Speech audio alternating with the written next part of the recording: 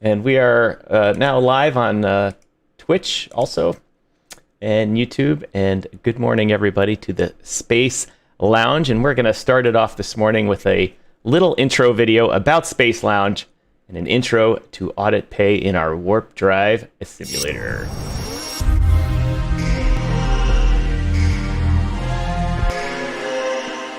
You guys might not be able to hear it.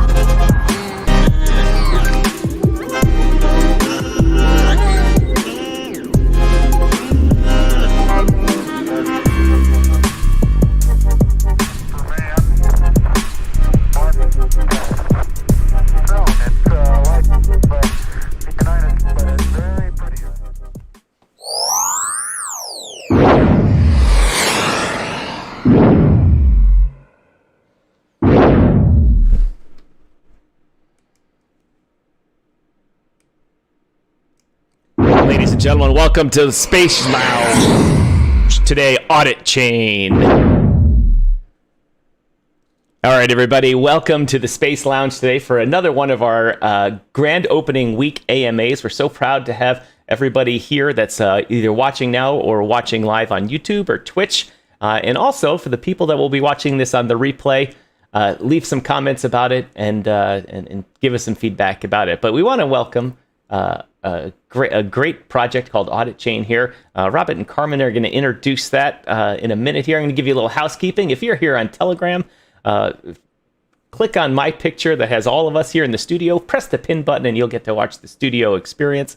If you're on YouTube or Twitch, please leave a comment in that. I will be monitoring the comments and I will pass them to the team for us to get an answer for you. So good morning, everybody here in the eastern part of the United States and Canada. Good afternoon and good evening, wherever you guys are.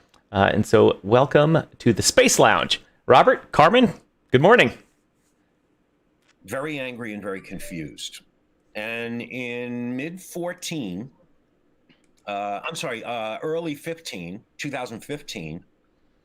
I saw this new cryptocurrency being launched called Ethereum. And I fell down the rabbit hole. I mean, I fell down a wormhole. This wasn't a rabbit hole. This was a wormhole. Oh, it's a rabbit hole, wormhole. It's everything. Guilty. Yeah. Inception time. When I hit bottom, I'll never forget it. I grabbed my head like this. And I said, holy shit. These kids have no fucking clue what they just created. Accounting, audit, financial reporting.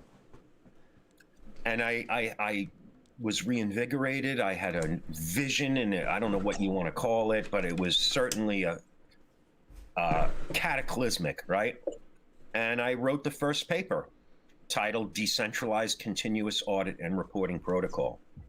Oh, no. And in an effort to seek my sanity, I called the auditor who audited my stock plan platform. He's a SOC auditor. And so I said, Scott, listen, he was 14 people at the time. He's 500 now. And I said, Scott, I need some help here. Either I need a straitjacket or I'm on to something. I want you to read this paper, please. Call me back, and I want you to tell me the truth. Don't mince words with me. So to make a long story short, he said, I've had a recurring dream because I'm not a financial statement auditor, but I'm a CPA. As you know, I do system audits. And I've had a recurring dream, and it looks just like this. So he became the first member of the DCARP Alliance. And then I got an invitation to the World Continuous Audit and Reporting Symposium put on by Rutgers University. I thought you went and played football at Rutgers. I didn't know you.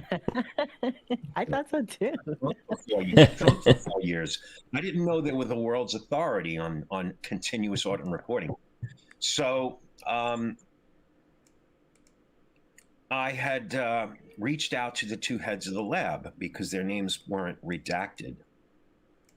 And so I said, I'm a VC out of New York. I don't know what I'm doing.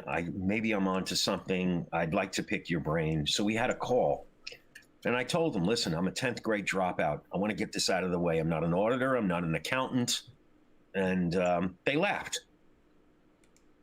And I go, why are you laughing? He goes, because it's never the academics like us that change the world. It's always the wackos out of left field. I go, yeah, that's me. I'm the wacko.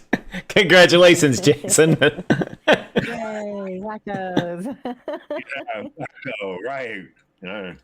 So they invited us out to have a private presentation before their, PhDs and senior faculty and staff. And afterwards, they said, we here's how we work. We'd like to cooperate. Give us the right to brag academically, and you keep the commercial opportunity, and you tip us once in a while, right? So that was cathartic. I mean, I did backflips all the way through the Holland Tunnel with my two initial team members. And I said, okay, because that's the 800-pound gorilla we had to apparently get through. I just didn't know it at the time. And so now here we are. What is it, 6 years later, and we are on a test net with the world's first decentralized financial disclosure and assurance infrastructure. And I still can't believe it as I sit here. This was a Herculean task. Herculean. Oh, I believe it, all right. If I knew then what I know now, I would have done something else. Really. That's how it meme coins. Sorry. Long. Well, it was definitely a long answer to. There's a long answer to how you got started, but it's like many products that get started because of frustration with the lack of a good solution otherwise. And I remember the first time I saw the blockchain, and I was hearing people talking about, oh, it's dark web stuff, it's super secret, it's all this type of stuff, and I'm looking at it, and I'm a zero accounting partner. And I'm looking at it going, it's a giant ledger in the public. I mean, and everything's traceable and auditable. And you may not have your name associated with it, but everything you do is. And I'm like, this is perfect for accounting and audit and tracing. And as we've seen, there's a lot of blockchains out there like VeChain and stuff like that are doing supply chain management on the blockchain and things that are fully auditable. But this, I mean, tell us how the clients are. Yes. You were a zero part? Did you? Really? Yeah, I do. So I've used zero. Especially on telephone operators. I've never actually met one. Yeah, I've been using zero since I started with Lacert a long time ago, and Lacert was just too much, and that was back. I used that when my grandfather used it, and then I gave a shot at the Intuit stuff, and it's just not user friendly stuff. And I switched over to zero and been running a couple of businesses on that for a number of years. But I wanted to say that it's having those live financials, while private, has been a boon for businesses in auditing and getting audited by the government. But now you're bringing it to the whole blockchain and the whole audit process for financial statements. To the blockchain, and we'd like to just hear and how the heck you're actually doing that. Well, we're not starting with audit. We're starting with financial reporting. And I know a lot of people in the audience may be thinking, well, what's the difference? The difference is this.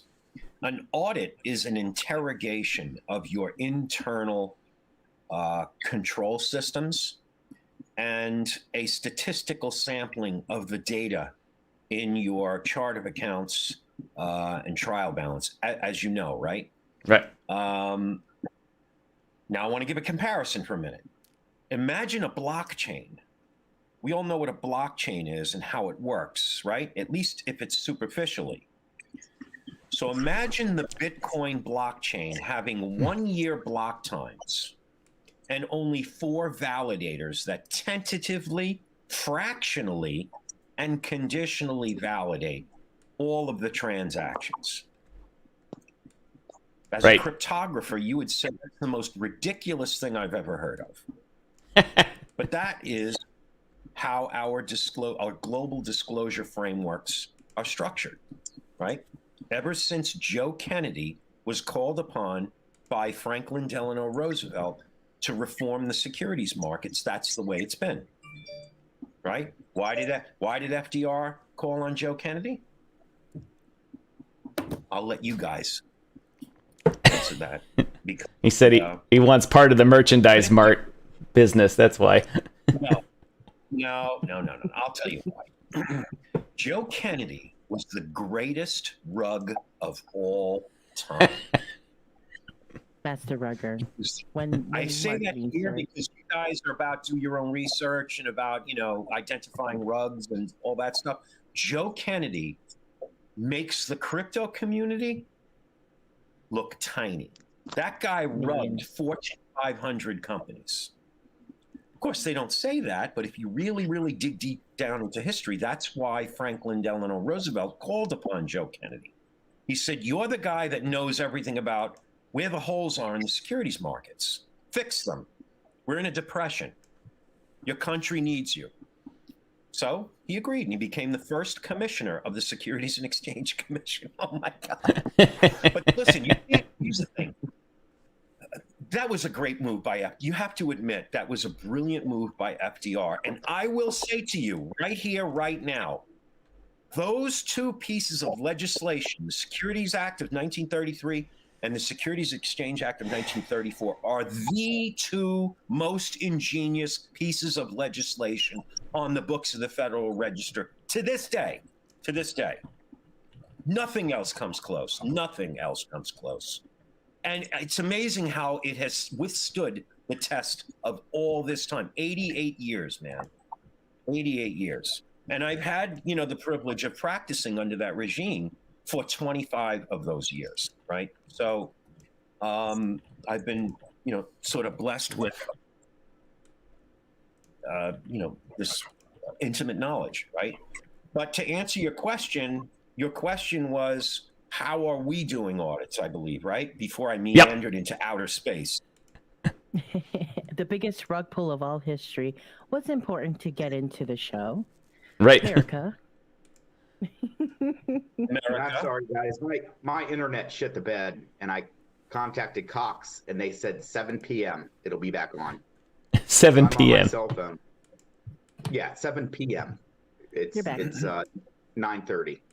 So I'm on my phone right now with no internet, just using my service. So hopefully it'll hold up. So I apologize. Cox rug pulled your internet. Yeah, you get your internet rugged. Yeah, they rug pulled my internet. But back to you, Jason. Tell us about how your infrastructure works and how you came to. Sure.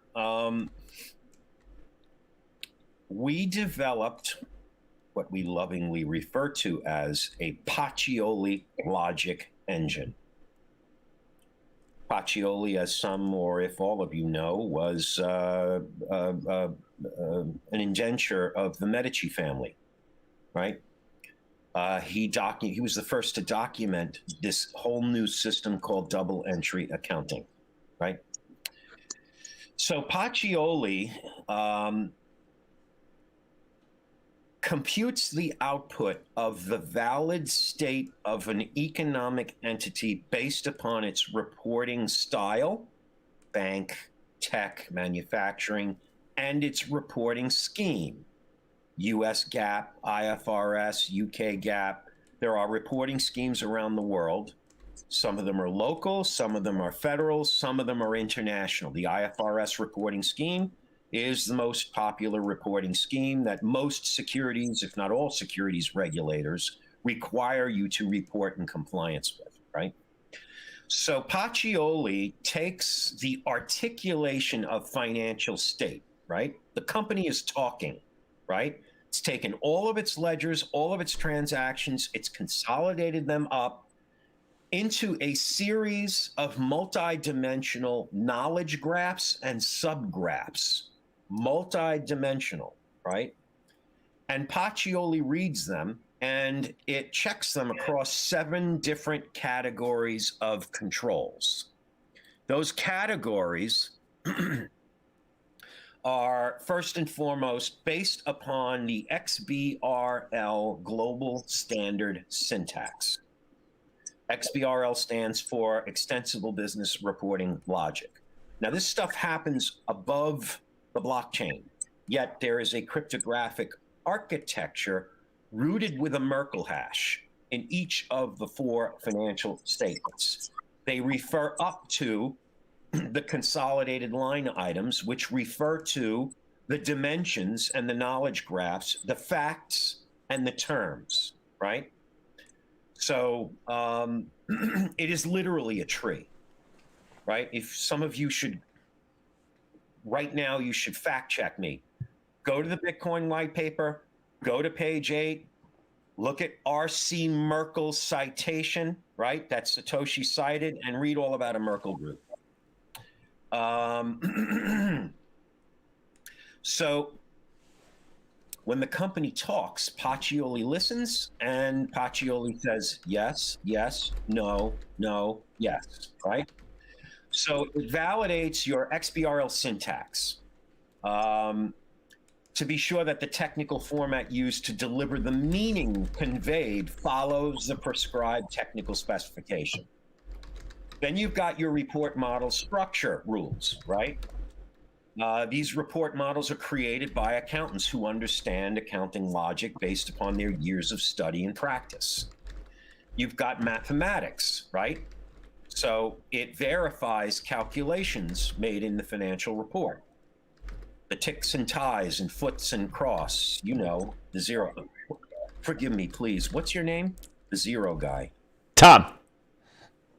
Tom, please forgive me. I have a horrible short-term memory. It's okay. So Tom knows the ticking ties and the cross and casts, right? Then you have the relationship between financial report line items, right? They've got to have proper relationships with other financial report line items in the report, right? So you've got wider, narrower relations or general special relations, right? And the accountants in the room, if there are any, they understand what I'm talking about. I'm not an accountant. I was just told this, right? Then you have the heart of your rules, which are fundamental accounting concepts, right? So they reveal, Pachioli reveals contradictions in inconsistencies between reported financial line items in a financial report, right? So, like for instance, there are accounting rules that tell you how to treat the purchase of Bitcoin, right? There are accounting rules that tell you how to treat the sale of that Bitcoin. And there are guidelines. So you have maybe 3 lanes on a highway with guardrails. So if you go over the guardrail, Pachioli's going to know about it, right? That's a very simple way of explaining it, right? Then you've got disclosure mechanics rules, right? Each report is required to have a certain number of disclosures based on style and scheme, right? And pattern.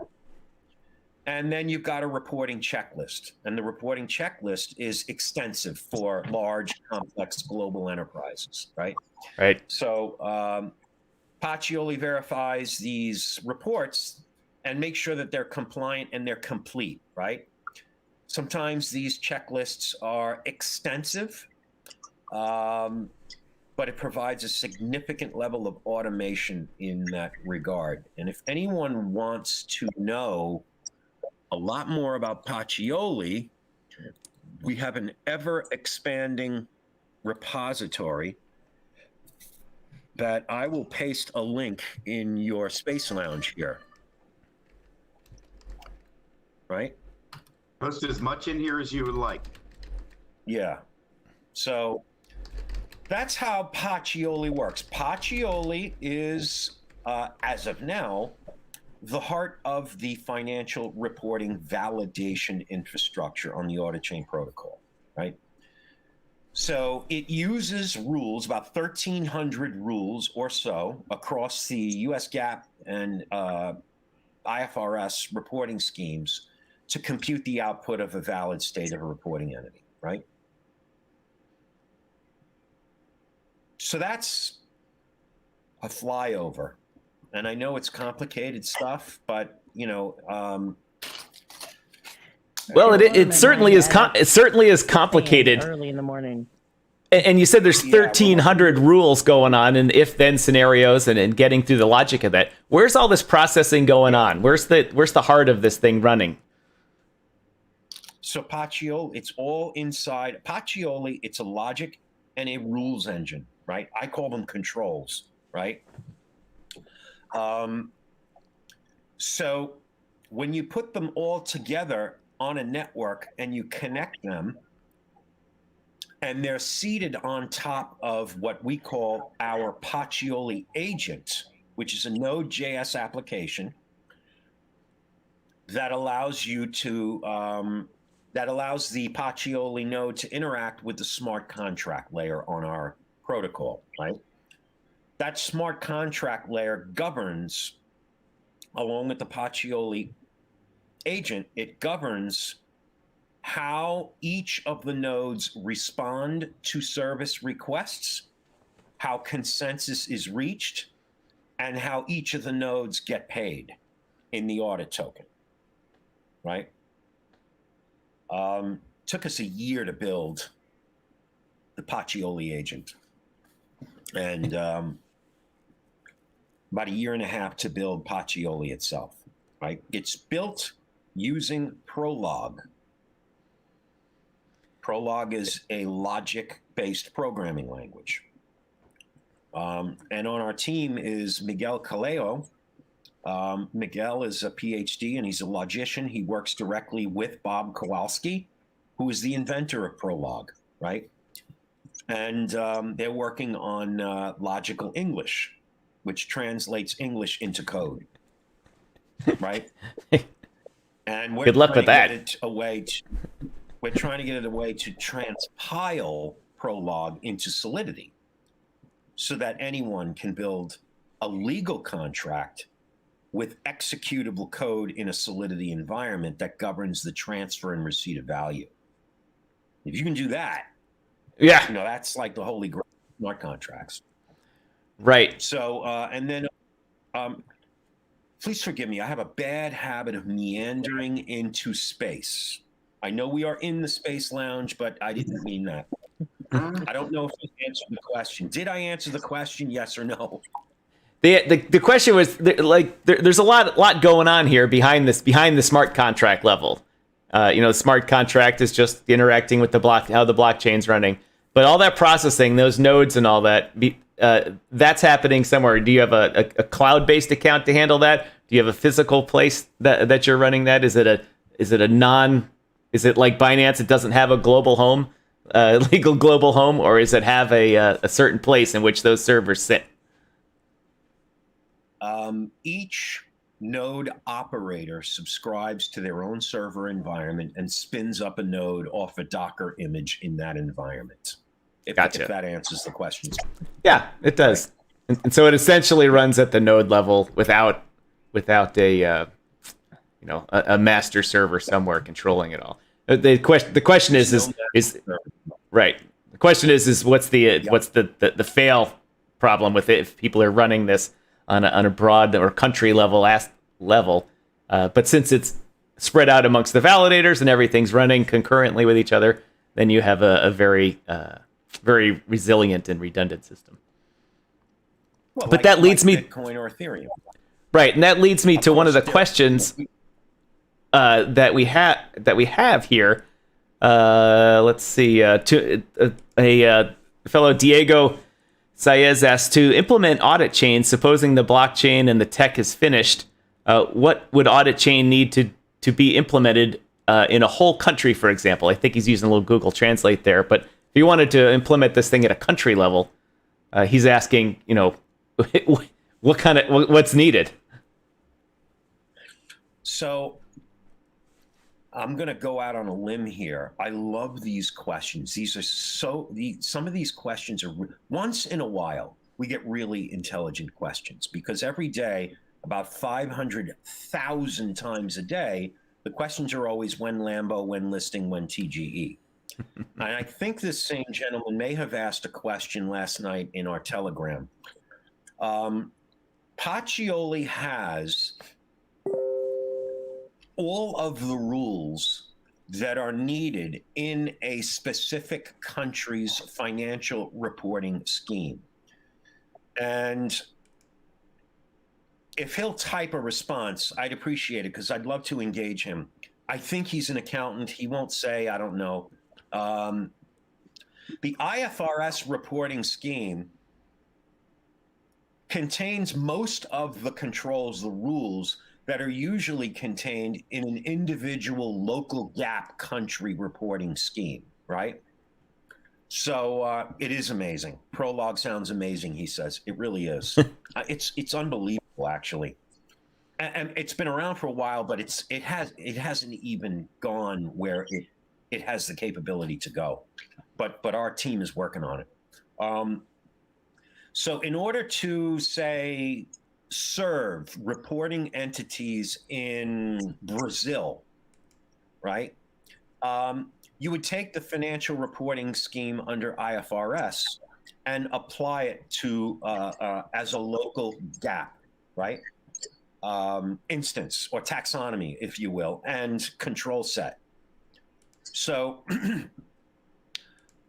and to progress just a little bit, there aren't that many of these rules, by the way. 1,300 rules is not a lot. That's not a lot of granularity. It's not a lot of resolution.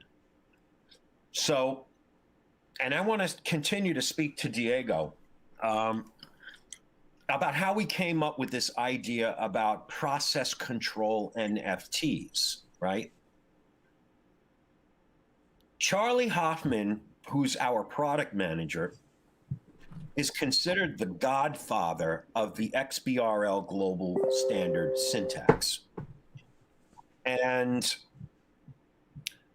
I called Charlie one day, and this also tells you how centralized, I mean, concentrated, centralized this space really is. I called Charlie one day. I said, Charlie, who uses your rules that you wrote? Because he wrote the US GAAP and the IFRS XBRL taxonomies, right? And he wrote a significant number of the controls and the control sets. So I said, Charlie, who uses your rules? And he goes, that's a dumb question. Who do you think uses them? Everybody uses them. Who do you think wrote them? I go, just bear with me here. This guy's very, very confrontational. He's not your typical accountant. And he can't hack dumb questions. You have to ask smart questions. The thing is, everybody asks dumb questions. So I said, all right, hold on one second. You say everybody, how do you know everybody uses them?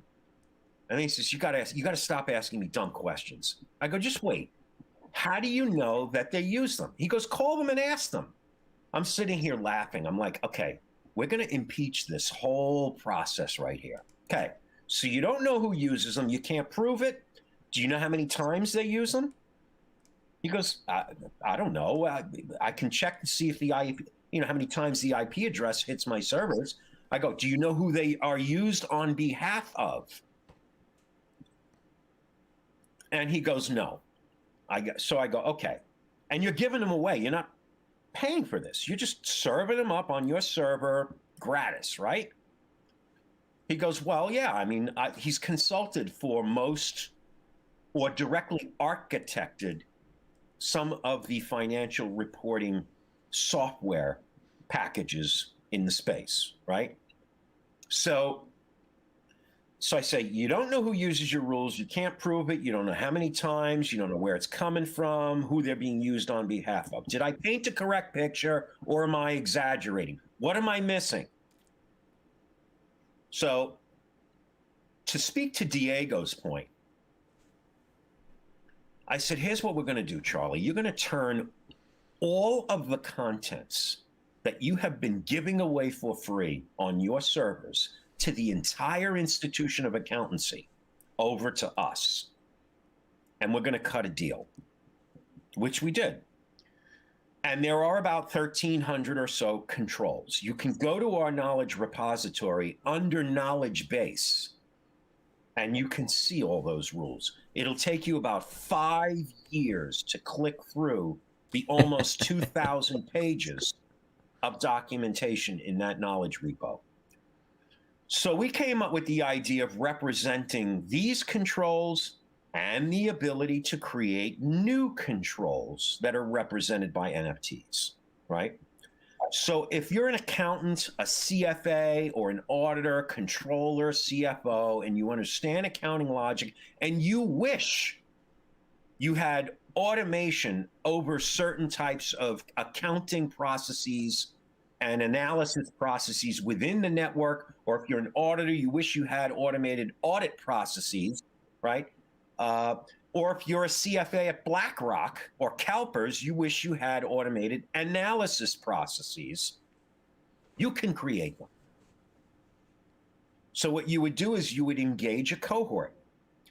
A cohort is governed by our external validation factory contract, right? For those who use Uniswap and provide liquidity, when you create a new pair, out pops a new contract address, right? Right. And it's the same with us. So you enter into a digital audit engagement agreement. We don't use the word audit yet because we don't want to piss any of the standard setters or regulators off. It's an external validation contract.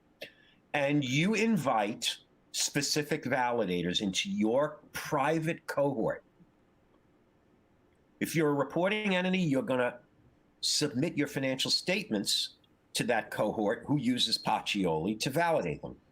If you're a creator of process controls, you will submit them the same way. And those validators will prove that they work correctly. And if you can write an Excel formula, you can create a process control NFT, right? Yeah.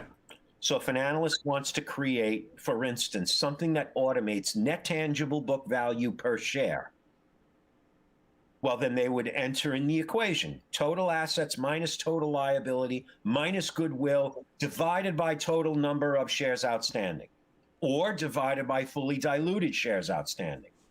Click submit. What happens is Pachioli outputs the necessary XSD and XML files that represent the logic that constrains the data and applies the automation to the calculation of the determination of net tangible book value per share in a financial report. I'm sorry if I'm getting really heady. Raise your hand, scream, yell, stop, say, simplify that, unpack that, please. So no, it's clear.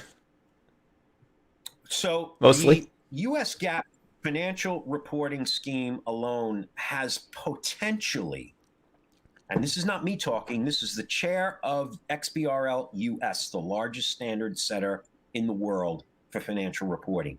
There are potentially more than 60,000 potential additional controls that can be written just for the US GAAP reporting scheme alone.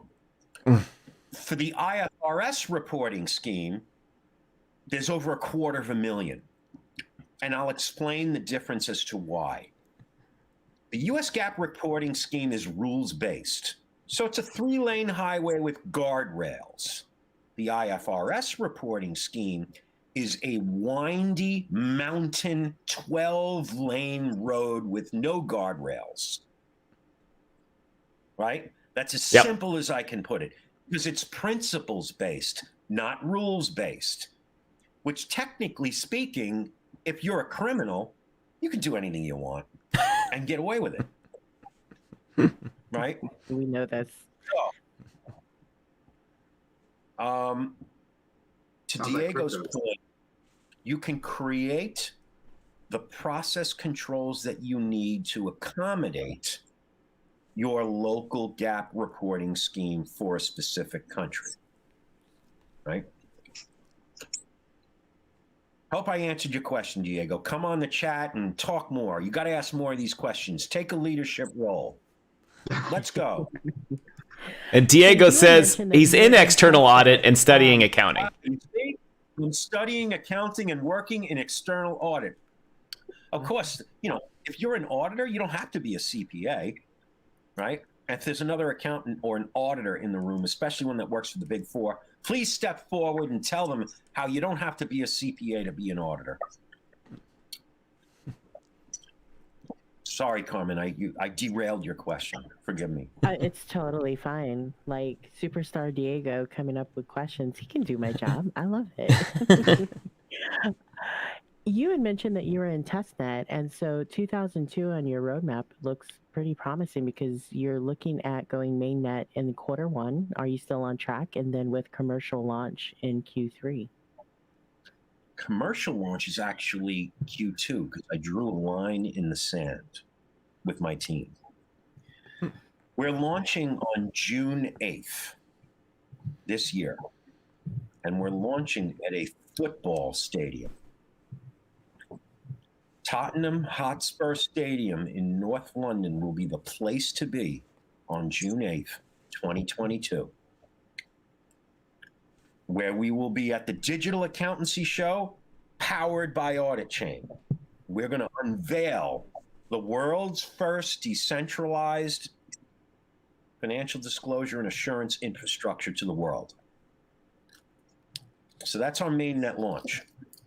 We are on a test net now, which is to say that the network is up on a lift if you're a car aficionado, right?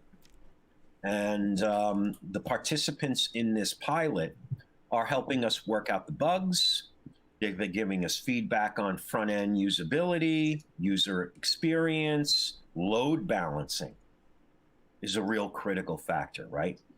And we're making discoveries about the capacity of each node for concurrency. And for those computer scientists out there, each server running Pachioli has the capacity to concurrently process a certain number of financial reports at the same time. So the way the Pachioli agent works is if you've reached capacity, it'll assign the excess capacity to the other nodes, right? So what happens is the node architecture races to compete to validate a service request because it's constantly out there sniffing like a dog for service requests. And when it detects one, it races to compete for it, right? And then the losers, there really aren't any losers. The ones that do not win corroborate the findings of the winner, right? So the whole network participates in backing up the findings of the winner, right? So nobody really loses. You just don't get paid as much. I'm sorry, I don't know if I answered your question. You did. I mean, yeah, that's an I think. Yes. And so I understand that you can't reveal where, but you're getting on a major exchange very soon. Oh, there it is. The exchange card. I knew it was going to get pulled. When exchange? When Lambo? And so that's pretty big. Yeah, But, we'll be listed. We'll be listed next week. For those who are listening, who are constantly asking 500,000 times a day, we'll be listed next week. We'll be listed next week. We'll be listed next week. Perfect. One more. When Lambo? That's up to you. You have to have a brain. You got to earn your own money. And if you earn enough money, you buy a Lambo. Do you need a Lambo? I don't know. No.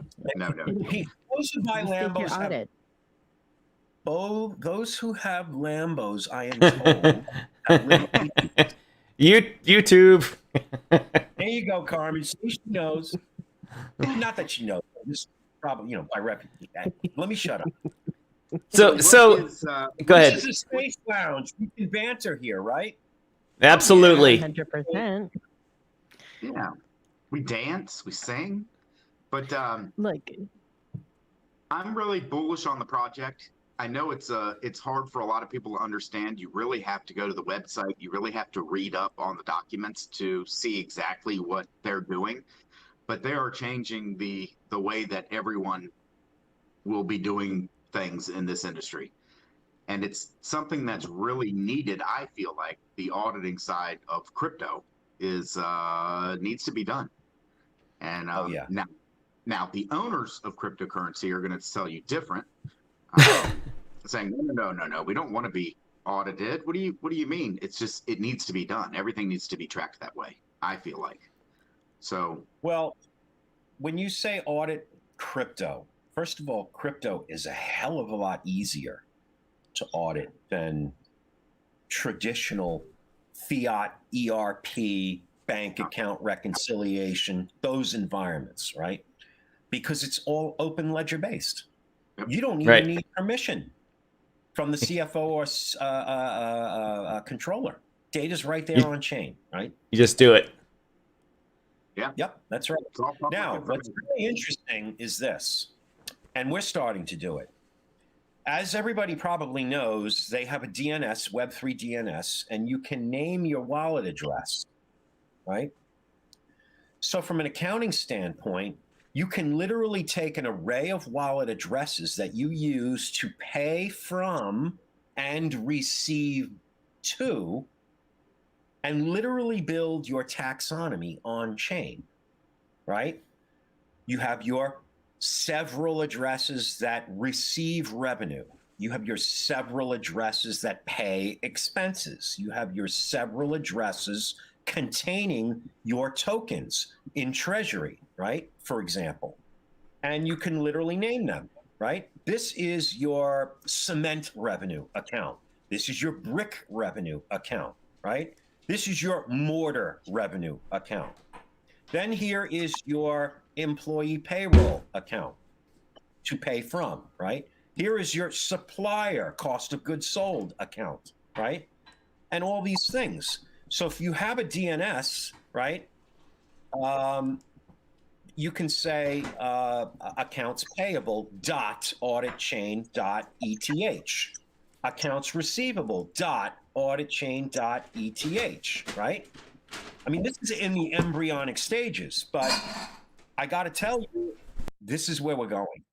This is where we're going. And that makes auditing superfluous. Now it's about articulation of financial GAAP or IFRS state.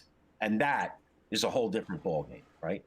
A lot of people think that financial reporting, when you export your balance sheet out of an accounting system, it is not. It is not. It's not. It's not. It's really, really complex stuff. So now, how would you see this responsibility, not responsibility, but this level of clarity into all the transactions and the validation behind it, working for a municipality? I'm from Chicago. We want them to have open books and transparency, and currently they don't. Moving a city, a large metropolitan city or a government, to a platform like this, is it the panacea of transparency? Okay. Thank you so much. That is an amazing question, because I wanted to touch upon something that will simplify socioeconomically what we are aiming to achieve. What are we aiming to achieve? We want to raise the integrity and reliability of the world's business and financial information. That means governments as well, right? So let's say Chicago, who's wrought with corrupt politicians, wrought, right? Oh, yes. Yeah, they don't want to, look, they pad expenses. God knows what they do, right? First rule in government spending, why buy one when you can have two at twice the cost and keep one totally secret? I learned that for the movie Contact. from SR Hatton, if anybody's seen it, right? Yep. But the point is this, right? If politicians who are elected don't want that kind of transparency, then you have to rally the voters around this transparency narrative and install your candidate who will do that bidding for you. Of course, it doesn't take one, it takes many. You've got to get the legislature, not just the mayor, right? Right. Now, this correlates to the world's investors, right? Who relies on all this information? The people whose money is at stake. There are two. There are investors and there are taxpayers. In my community, it's my money at stake that is running this municipality that I live in. Well, in the investment world, it's my money at stake that's being utilized in these enterprises whose shares of equity I own on behalf of other beneficiaries. I have a fiduciary responsibility to make sure I make investment decisions based on sound information. Where do I get that sound information? Well, in this day and age, I have to buy a subscription to Thomson Reuters and FactSet and S&P IQ and a dozen of these other data aggregators and transformers and scrubbers. And I have to use other tools to come up with my own thesis so that I can at least rely on the information that I've created using the raw materials filed with regulators. Right. So now, world's business and financial entities that submit this information to regulatory agencies that I get that data from don't get in line, guess what? I'm moving my money out of your company into another company who's gonna raise their own integrity and reliability of the world's business information, which leads me to a point. The point is this: when we launch in June, we will, not we as humans, the protocol will pay a bounty for every report you find that contains at least one or more inconsistencies. Those reports will go up to IPFS, and there's a data schema that says how many reports were filed so far by the bounty hunters. Were submitted for validation, I mean. How many of them contain inconsistencies? Of the ones that contain inconsistencies, how many contain more than one? Which jurisdictions are all of these issuers, repeat offenders in? How many? Who is the worst offender in each specific jurisdiction? Right? Until I can click all the way back to the issuer itself to see the exact nature of the inconsistency. Could be a stupid error or could be something much worse, right? Right. So what's that going to do? It's going to show the world just how fucking horrible the world's business and financial information really is. Who else relies on that information? Central banks rely on that information. Right. To set key monetary policy and interest rates. Governments rely on that information to publish economic statistics. Investors rely on that information. Your pension fund relies on that information. You want to know why the chancellor was on the brink of a second bailout for banks? For those who know the inscription in the Genesis block of the Bitcoin blockchain. Wasn't because of the banks. You give them the keys to the candy store, what are they going to do? They're going to eat all the candy because that's what kids do. There were adults in that room that saw the whole thing, that knew everything. Did they say anything? No. No. They knew. So, auditors have a professional obligation to file disagreements with the management of their clients with regulators. If there's a difference that's not reconcilable, they have to file a report with regulators detailing the nature of the disagreement, right? Yep.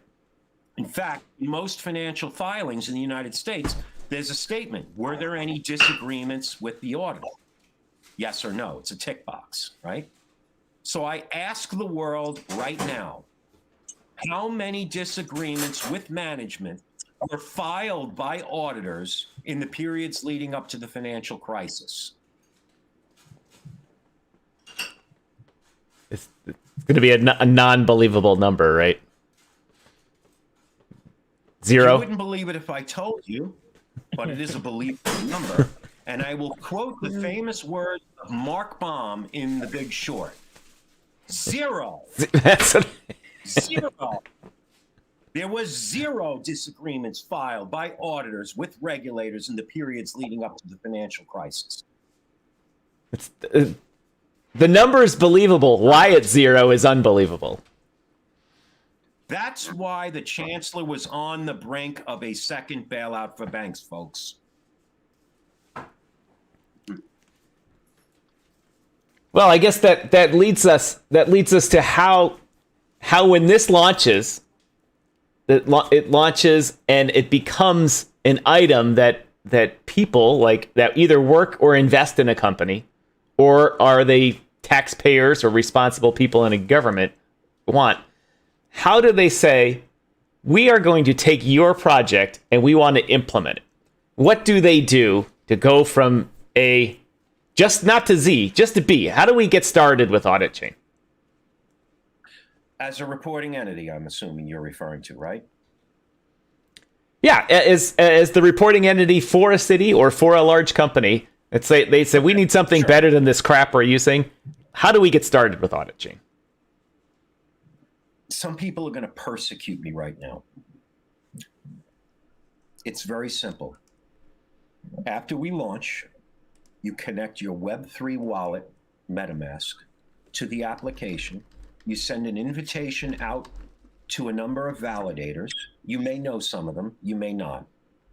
And you engage them to an EVC. It probably takes 30 minutes. Once they're engaged, right, there will be other actors on the protocol that provide tools to create your XBRL-based financial articulation of state. You will submit changes in state to your several validators who will validate whether or not there's any inconsistencies. If there are, you have a chance to fix them before you publish them. So that's how we get started. We had a question in the chat from Crypto Crow. It says, before we go too far, I have a question. I can run my municipality through Pachioli. I mean, the company I pay utilities to? Yes, that's correct. That municipality has to have an accounting system. They have to have an HR system, which they all do, right? Some of them are very, very, it's disgustingly, oh my God, they're just such a mess. I agree completely. Yeah, they really are a mess. So Porsche tomorrow then, thank you, stop. Yeah, they all have accounting and related, they all have, of course, they're all well equipped to create these financial reports, right? They don't file XBRL-based financial reports with regulators. They furnish an e-paper document buried in the bowels of their website where they don't want you to find it, but it's there. And it is audited by an accounting firm too. I was going to mention that at the beginning of the show, I always do like an NFA for the audience, but you are 99% complete on your CertTech audit. What other certifications and checks and balances do you have in place? Did I say that? We're 99% done, huh? I think Robert said that. Yeah, yep. I'll share this in the community. Copy. Here we are. Boom.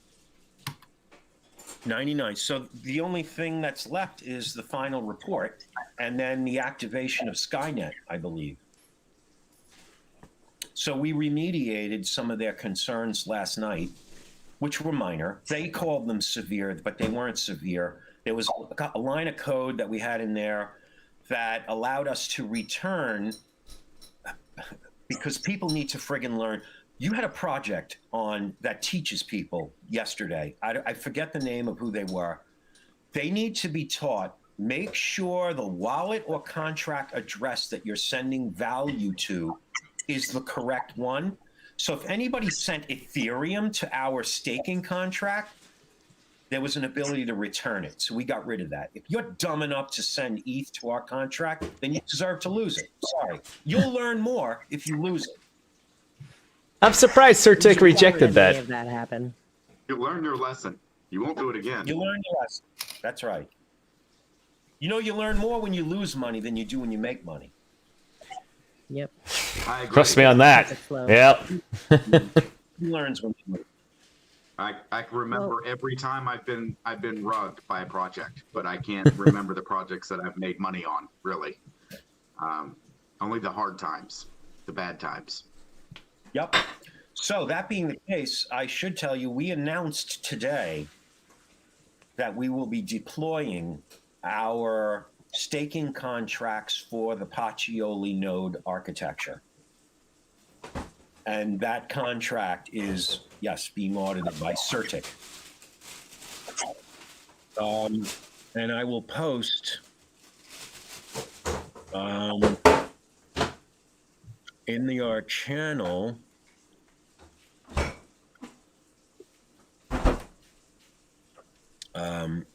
Space Lounge. Yep. And can you mention, it was from Crypto Crow. She said, maybe mention what community can do for AuditChain, run company through Pachioli, and earn by doing so. So you can earn, holders will be able to earn. That's correct. Starting on Monday, you'll be able to earn money by staking your tokens. If you have tokens in your wallet, you should stake them, right? And the minimum is only what, 5,000? No. So there are delegators. There are delegators who are validators, but they don't do the work. The Pachioli node operators do the work, right? So a Pachioli node operator must delegate to themselves a minimum of 5,000 audit tokens. If you're a validator and you want to delegate to the node operator, you can delegate as little as 500. Right? I think 500 is, yes. It's not in this contract we're deploying. It'll be in the contract that this contract makes calls to when we go live to mainnet with the Pachioli infrastructure. If that makes any sense. And if there are any questions about that, definitely ask. And I don't know if I answered your question. No, good here, but we have a question from social media. What do people have to pay for this? Pay for what? To do all this, just the token itself? Or is this I think the insinuation was, do they need to hire Deloitte to come in and run this for them? Or really just the token itself, the payment for it? No. Do you need JP Morgan to hold your Bitcoin? No. Yes or no? And it wouldn't even ask. Listen, what I try to do is correlate everything everybody's learned about blockchain now, about how it's disintermediated and decentralized, the true nature of money. We want to do for the world's business and financial information what Bitcoin did to the nature of money. Right? And that's the simple. That it took 5 years to pack all that shit up into one statement like that. So we try to work really hard in order to communicate this stuff to as many people as possible.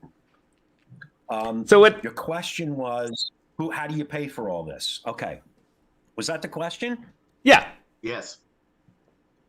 Maybe should we answer that question literally on? Is this Twitter? Where was this asked? Was it a YouTube? Oh God, I think it was Twitter. Well, enterprises do have an opportunity to possibly even get their audit fees down to 0 through subscription revenue.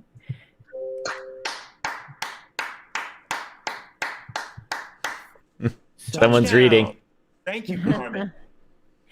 Well, I found that because, one of the things that I love is when somebody who has a true career in, outside of crypto, once they find crypto, what you started your story with was just this ultimate passion that took you, made you young again, put you back into like day one of your career and said, okay, wow, I can really accomplish this and contribute, and this is my passion. So you've spent the last 5 years really developing this, and that was one of the things that resonated with me when I was reviewing your website, was you're not looking to just, impact and leverage the power of the blockchain to accomplish this, but you're also making it super beneficial and easy for enterprises to say, yes, I want to adopt this. Because there's going to be a level of resistors, just like with any technological advancement and the learning curve. When I'm sitting here with you, anybody that's new to the blockchain, is going to be like, my brain's exploding. But you're bringing true utility. So for the entities that do understand the frustrations that you felt before you found the solution, they're going to want to find that transparency. The resistors are going to be the ones that are the malicious entities that shouldn't be doing these things, period. And so hopefully through this, you'll be able to uncover them as well. So remember we talked about the voters in the municipality, right? What happens when the right analyst uses the tool for the wrong company? And then the other companies see that they killed the rooster in front of the monkey. What that means is, if a crowd of people finds a company that constantly publishes inconsistencies, they're going to cut their market capitalization in half. Now, the institution of corporate governance around the world is going to be talking. Maybe we ought to use AuditChain before we file our financial statements. Otherwise, the gladiators are going to get us. And if they get us, it'll cost us $10, $20, $50 billion. Mm-hmm. However much your market cap is. Do we pay $1 million or $2 or $3? Maybe even get our compliance for free if we contribute back to the network? Or do we run the risk of getting our heads cut off by gladiators? Which is going to take us 3 to 5 quarters to recover from if we do. Very true. Right? So is this something that a government, a municipality would want to adopt? Yes, I didn't.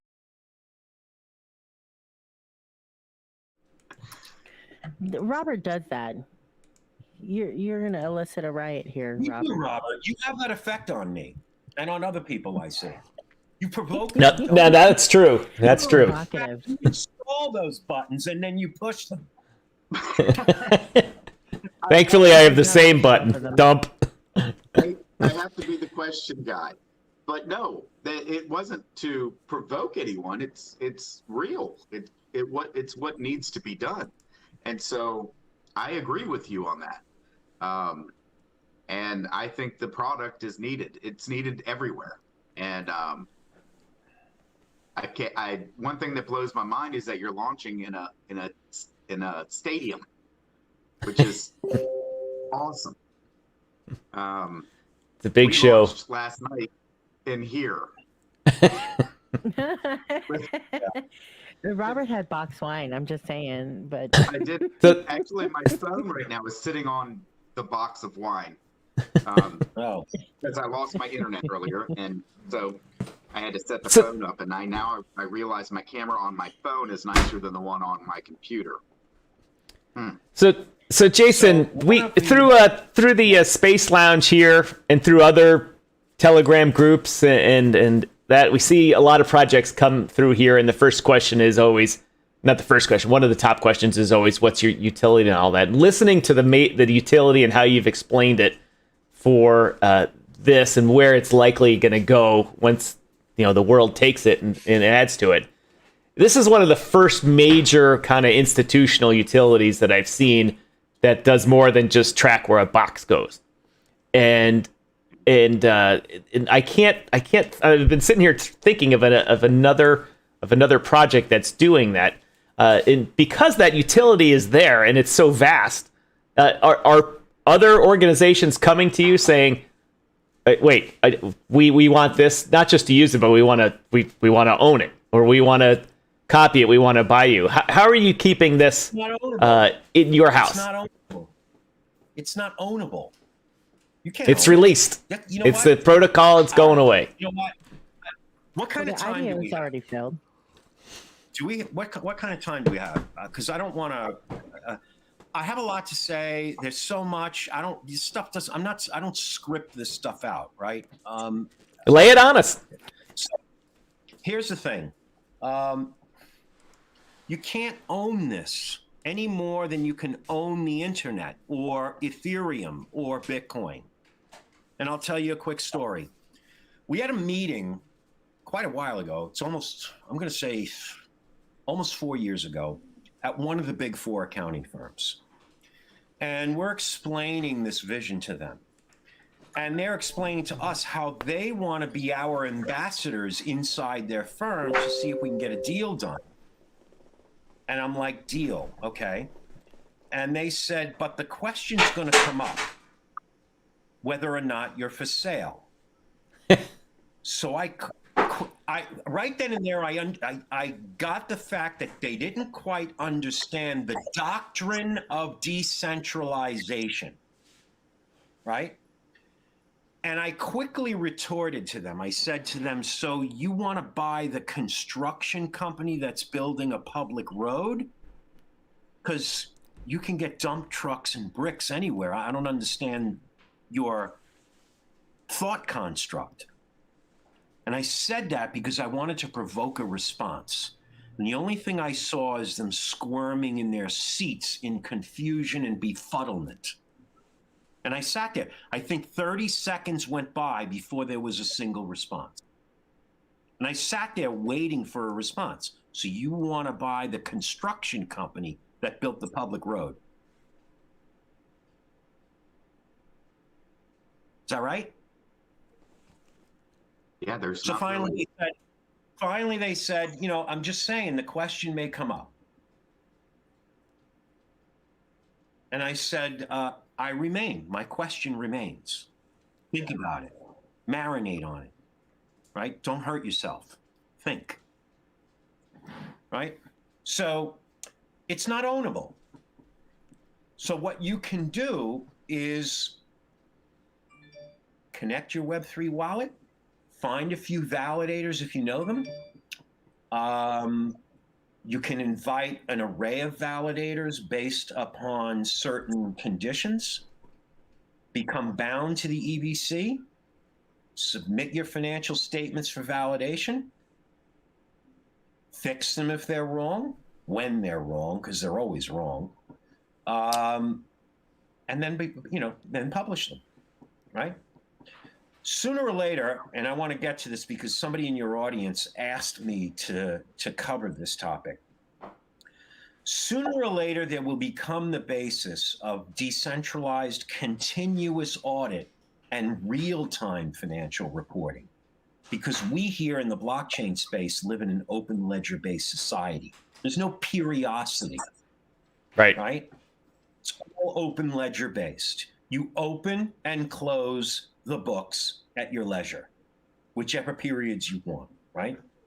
So when we launch our NFT platform, and as I was describing earlier, it enables the world's professionals to create controls, right? What happens now is, these entities, they hire a Capgemini or an Accenture to come in and install and fine-tune their accounting and related systems, which, the consultants constantly want to sit as many consultants for as many shifts as possible, for as long as possible, because they get paid by the hour, right? Right. And spend billions of dollars every year of shareholders' money that goes to money heaven. I want to be clear about that, right? So instead of having that money go to money heaven, if you create and own these process controls, you can book them as intangible assets and operationalize them and monetize them, because you can commit them to the public library. When they get used, you earn an income. So instead of spending money that goes to money heaven on consultants to fine-tune your controls, you spend that money as an investment. You can capitalize it based upon your cost.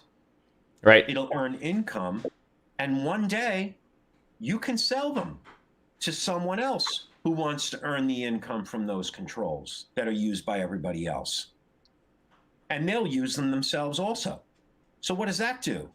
You've just revolutionized how you unlock value on your balance sheet. Are you telling me the accounting department could be a sales entity? Not a sales entity. It can turn it from a cost center into an intangible asset that earns money. Yes. Right. You've operationalized it, right? So that becomes the basis for the next bull market in equities, to the extent that the enterprise world adopts this. Because what are you doing? You're turning money that goes to money heaven and reduces your equity into an operationalized asset that earns money. So if you had $1 billion in stockholders' equity 2 years ago, you spent $100 million on controls that generate revenue. In 3 years, you can have $4 billion, $5 billion. Who knows how much others are willing to pay for an asset that generates a certain amount of money every year? It's like real estate, right? Right. In real estate, we have a cap rate, right? The cap rate is the rate that you earn after you paid debt service and all the expenses on the property, right? Or a PE ratio. It's the multiple of earnings that a share trades on the stock market for, right? Or a multiple of cash flow, multiple of EBITDA, multiple of revenue, right? This is no different. Maybe one day somebody can get together and securitize, 2,000, 5,000 controls. Right. Right? It's not up to us. That's not our thing. We don't do the securitization. But this could become the basis of the next bull market in equities, where you're turning $600 billion that is spent every year that goes to money heaven into a $600 billion asset that might generate $30 to $50 billion a year. How much is that worth? I don't know. Couple of billion. Yeah. It's more than that. $600 billion a year is spent on accounting, audit, financial reporting, and related consulting. This is changing. Serious. 600. Like you said, money heaven. Yeah. So Yep. we have a question from Robert Holiday, and he's asking, will AuditChain find its audience in the corporate enterprise world or strictly the private individual sector? Where does AuditChain gravitate towards? So it's business to business and business to consumer. Gladiators will use it to discover inconsistencies to determine whether they can rely on the information when they invest money.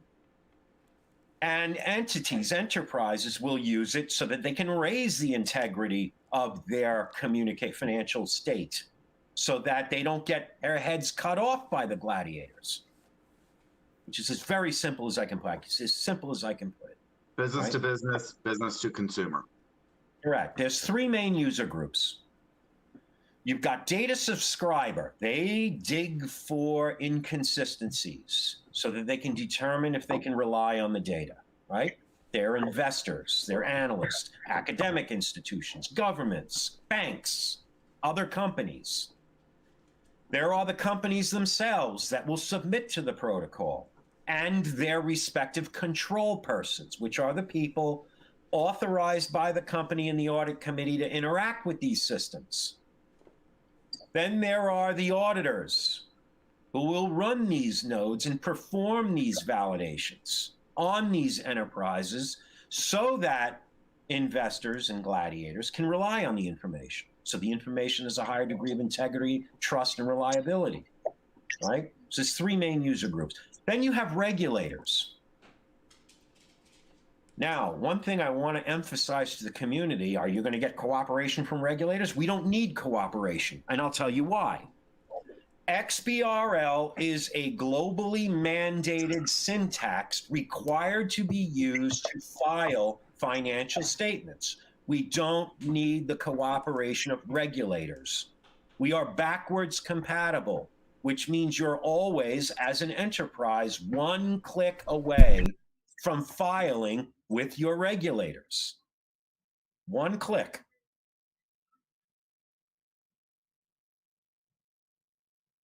Love that. Let's see. Yeah. Robert Holiday. Joshua Ask says, more wow. questions about Holiday. We need more What's that? questions from the community. All right, how about the process? The process of getting a company to use it requires them to buy the audit token in order to pay the validators to run all this. How do we get the mentality of modern day companies to get over the cryptocurrency model and just go out and buy the damn stuff to pay for it instead of worrying about an old school accountant saying can't do that? Yeah, so controllers like stability. So do CFOs, right? But there's one company that's leading this corporate enterprise world by example, and he never shuts up. It's Michael Saylor, right? Right. I had the same concern. Tom, I had the same concern. How are we going to get corporations to buy the audit token? How are we going to convince them to do that? How are we going to convince a controller who banks on stability to buy something that's volatile? And the answer is, if you adopt now, it'll be cheaper. True. And if you contribute back to the network, it may not cost you anything. And now you're starting to hear about all these companies that are adopting crypto, and they're installing architectures and building protocols and using zero knowledge proofs. And you got Ernst & Young out there who's doing a fantastic job preaching open blockchain to the entire enterprise world successfully. You've got the Enterprise Ethereum Alliance doing the same thing successfully. It is amazing what's going on in the enterprise world. Amazing. And we won't, Ethereum's been around for what, 7 years? Yeah. It's crazy what's going on. Corporate and institutional adoption is under a stampede. There is a stampede right now. You can't stop it. It's like the internet in 1997, 98. They're getting over their fears. They're getting over this. They're all hiring blockchainers. They can't hire enough of them. So we have a question. It says from Henricus. It says, will there be a general hit list for general companies, institutions on the AuditChain website so gladiators know whom to hit? No, you'll find them. You can earn money on a full-time basis and earn a living solely by finding financial reports that have inconsistencies. Believe me, there are a lot of them. You won't miss them. So every time you find one, you get paid.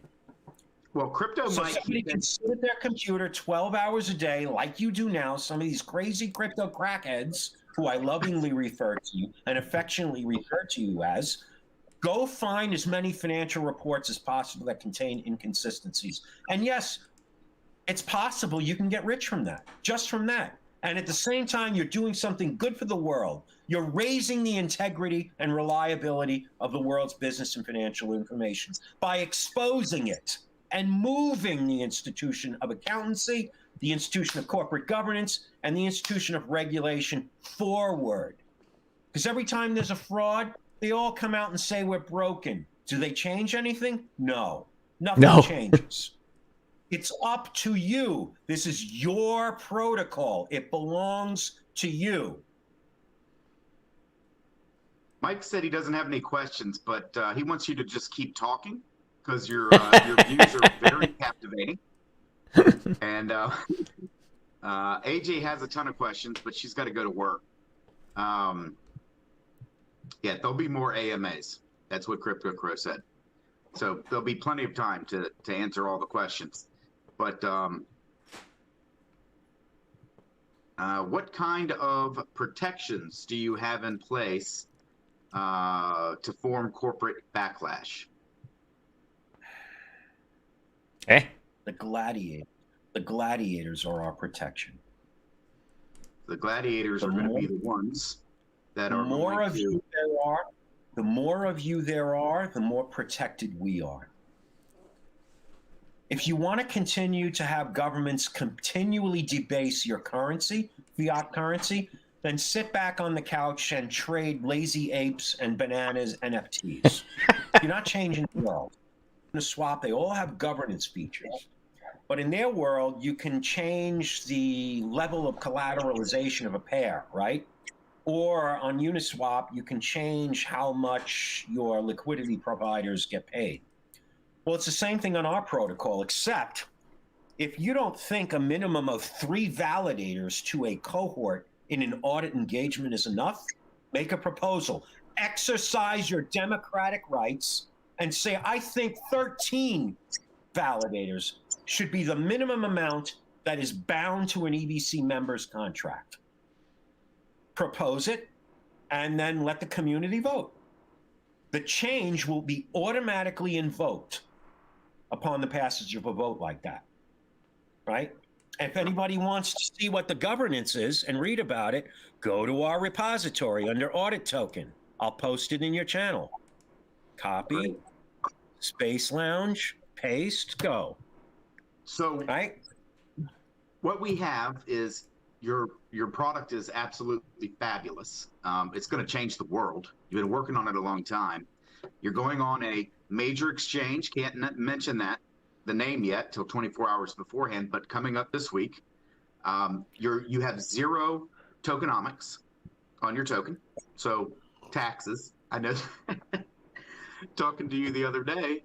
Yeah, I'm not going to go. Don't get me started, please. Do not get me started. Don't get me started. I want to change the subject. Don't get him started. So but I have to let everyone know that when they buy your token, there are no, it's 0 and 0 fees. So it's awesome. But the good news is that with your token, there will be no making money back and forth. It's just pure investing and staking. No, that's correct. And to let everyone know that the main part is going to be staking, and that contract is 99% complete, being audited through Certic and Skynet. Eyes on it 24 hours a day, guys. So that's really big, especially for this type of token. Go ahead, I was Carmen. about to say I'm excited to see which entities are going to be first adopters of this, that are going to take the stand and say, this is what our mission thrives on, is the transparency, and we're going to leverage this to make sure that we can be held accountable, and we want eyes on us, and we want to set the standard, and we want to also set ourselves apart from the competitors that won't do the same. And I think that once you start to get that ball rolling, then you're really going to uncover, some of the ugly truth of what happens, and how people really hide behind the veil. So, and this is what blockchain is all about. So I congratulate you for what you have accomplished, because for you to be launching this year, to have spent so much back end, I mean, I always say websites are just a fraction of the work that's actually going into it. And you just have a robust amount of information on there. You've really thought about the organization really well. You've made it a win-win for those that want to participate by staking and supporting the platform. But then those on the end user, aspect, you're also making it easy for them to say yes to adopt it. So this is definitely one to watch. And guys, definitely check out his website. Take a look at his team. his team, he has an amazing team that are very experienced in this industry and in the auditing industry and financial industry. And it's extremely impressive. Huge team, big project, stadium launch in London, big time. Anyone have any other questions? I know from experience talking with Jason, I could talk to Jason all day. I think a lot of people can, especially when he starts pounding his desk. It's awesome.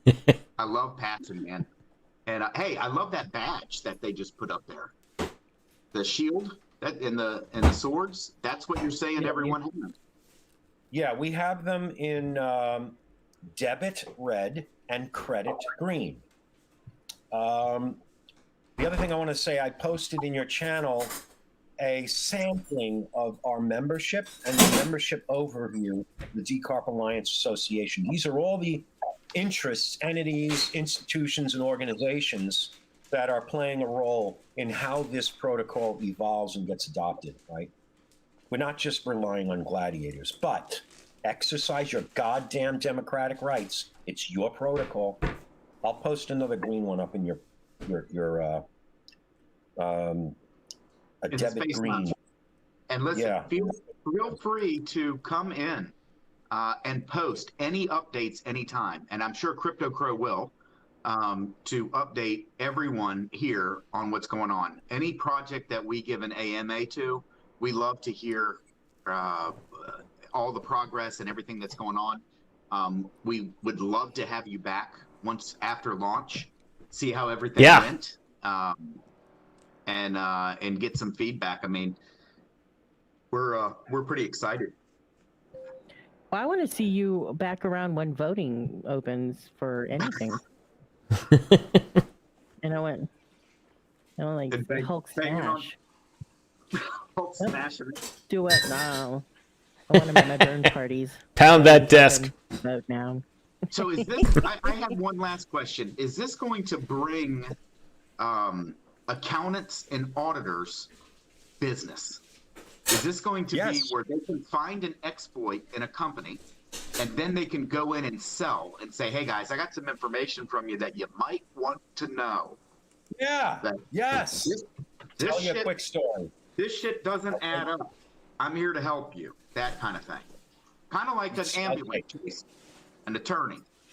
It's fun. It's funny that you said that. First of all, in case you haven't noticed, I do enjoy selling and telling stories, right? When Pachioli was up on a chassis a year ago, we were doing a lot of benchmarking, and our product manager always likes to use the Microsoft financial statement because the Microsoft financial statement happens to be perfect. So he uses it as a benchmark to test whether or not the rules work, amongst many other battery of tests. But and this was like April or May, and I said, listen, I got an idea. Elon Musk has been acting very strange lately. Maybe something's wrong, and he's trying to distract people. Let's take the first quarter report for Tesla and run it through Pachioli and see what comes out the other side, which we did. And we had to do a sanity check. So we called a bunch of members of the Decarp Alliance. Charlie called the CEO of XBRL International, which is the largest standard setter in the world for financial reporting. And within 3 days, they corroborated what it took Pachioli 30 seconds to output. Charlie wanted to send, he created this 10-page narrative report with screenshots and this and that and the other thing, and he wanted to send it to the SEC. I said, absolutely not. First of all, the SEC is not going to do anything to Tesla. There are thousands of companies that contain inconsistencies of this nature. So here's what we're going to do. Exactly what you said, Robert. we're going to approach the CFO at Tesla. We're going to ask him for help. We're building a new piece of software. We don't know if we're right, but I wanted to show you something. Can you help us? Is this right or not? Help us. Now, you know how the mafia comes at you? They don't come at you. They don't charge at you. They come with you. They come to you as your friends, right? You don't even know that you're dead. So they got the message. They didn't talk to us, but they got the message. Wasn't as bad in the second quarter. But what I will say, in the first quarter, there was a violation of 6 fundamental accounting concepts surrounding the purchase of the $1.5 billion in Bitcoin in January of that period, and the subsequent sale of $272 million worth of Bitcoin in March of the same period. And it affected 40 different fact values. You knew this. And to an extent, nobody cares, because right now Elon Musk can't do no wrong, right? But at that time, all the Bitcoiners in the world were angry at him, remember? He started fighting Bitcoin. Remember that? It's not green. It's not green. I thought it was a distraction. And maybe I was right. You can use it to purchase my cars. And then all of a sudden, no, you can't use it to purchase my cars. Right. So, right. But yes, you were right, Robert. So, for instance, an accounting firm, or even more importantly, the people whose money is at stake, can use the tool and then go to the company and ask them, what's wrong? What are you doing?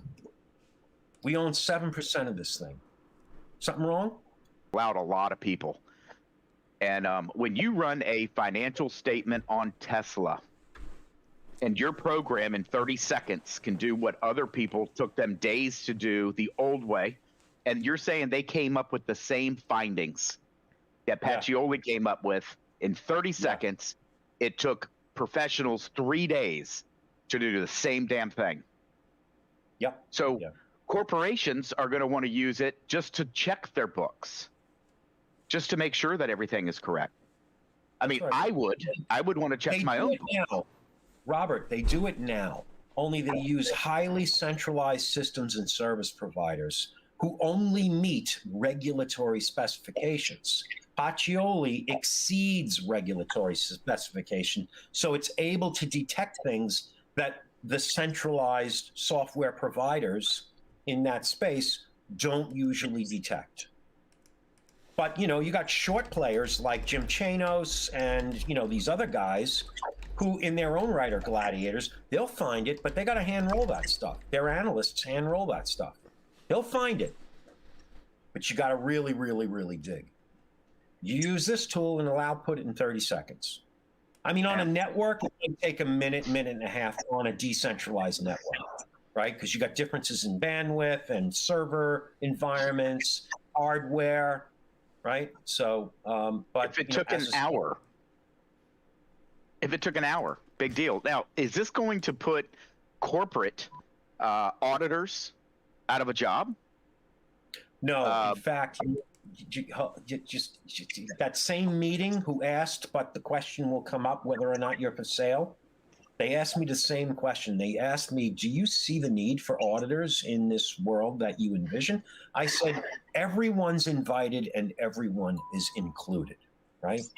I mean, if they're a corporate employee of, let's say, a hospital, and you have 2 corporate employees that are just auditors, and they're auditing the books from all the medical in and outs, paying the insurance companies, do they need them if they have Pachioli to run all of their books?